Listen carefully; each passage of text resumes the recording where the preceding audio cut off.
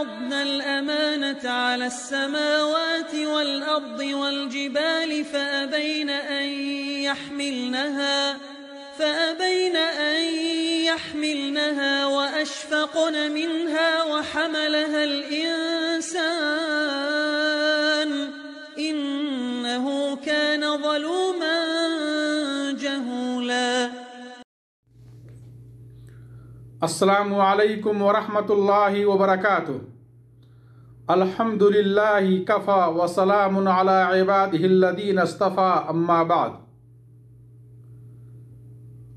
نبی صلی اللہ علیہ وسلم نے فرمایا اول ما تفقدون من دینکم الامانہ وآخرہ الصلاۃ. صححہ الالبانی.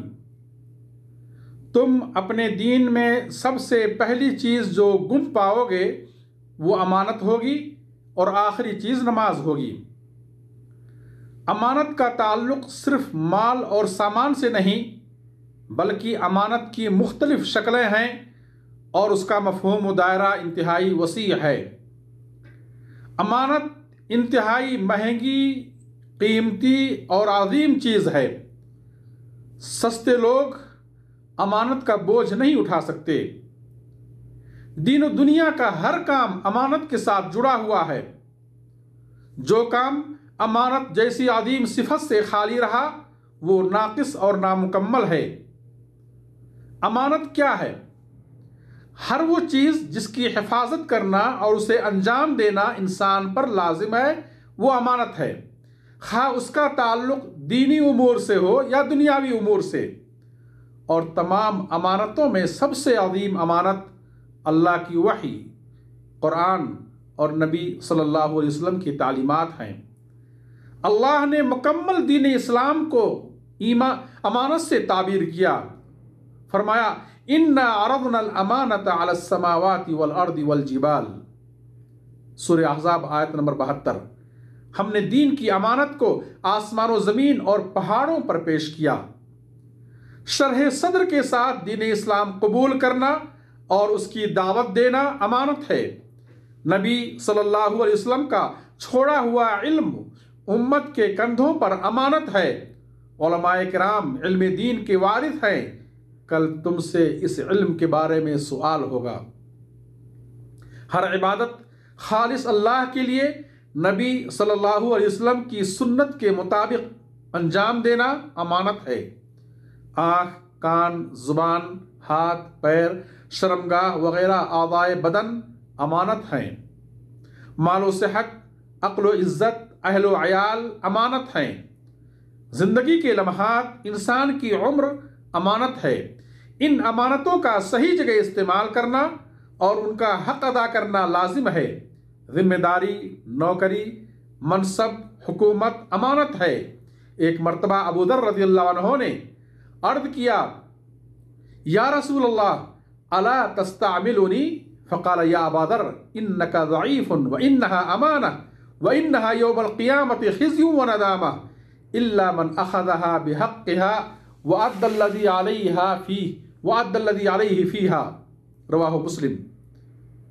کہا اے اللہ کے رسول کیا آپ مجھے امیر و حاکم نہیں بنا سکتے؟ آپ نے فرمایا اے ابو ذر تم کمزور ہو اور یہ امارت امانت ہے اور قیامت کے دن باعث ندامت اور رسوائی ہے مگر جو اسے حق کے ساتھ لے اور اس کا حق ادا کرے. اسی طرح سے مشورہ امانت ہے اور جس سے مشورہ لیا جائے اسے امانت دار ہونا چاہیے، جیسا کہ حدیث ہے المستشار مؤتمن. رواہ ابن ماجہ وصححہ الالبانی. کیونکہ مشورہ لینے والا عام طور پر راز کی باتیں بیان کر جاتا ہے اور ہر راز امانت ہے، ہر مجلس امانت ہے. انبیاء کرام صفت امانت کا پیکر تھے. قبل از نبوت اہل مکہ نبی صلی اللہ علیہ وسلم کو صادق و امین کہا کرتے. بعد نبوت بھی تمام دشمنیوں کے باوجود اپنی امانتیں آپ کے پاس رکھا کرتے اور آپ صلی اللہ علیہ وسلم ان امانتوں کی بھرپور حفاظت کرتے اور اسی اخلاق پر آپ نے امت کی تربیت فرمائی. سورہ نساء آیت نمبر 58 میں اللہ فرماتا ہے ان اللہ یأمرکم ان تؤدوا الامانات الی اہلہا، اللہ تمہیں حکم دیتا ہے کہ امانت والوں کی امانتیں انہیں پہنچاؤ، اپنے ہوں یا غیر، طاقتور ہوں یا کمزور، دوست ہوں یا دشمن، ہر ایک کے ساتھ امانت داری کا معاملہ کرنا چاہیے۔ امانتیں اور ذمہ داریاں ایسے لوگوں کے حوالے کرو جو امانت کے اہل ہوں۔